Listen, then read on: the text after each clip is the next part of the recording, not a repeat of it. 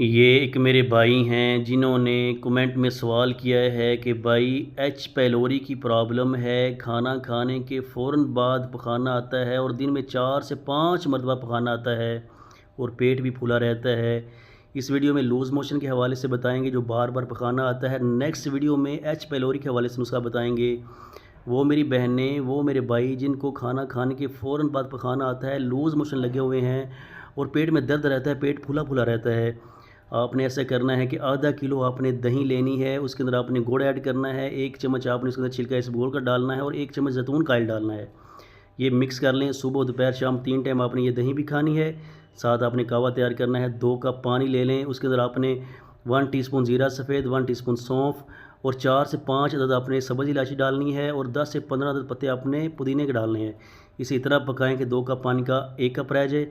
ये रोज़ाना 1 कप आपने कहवा पीना है। इन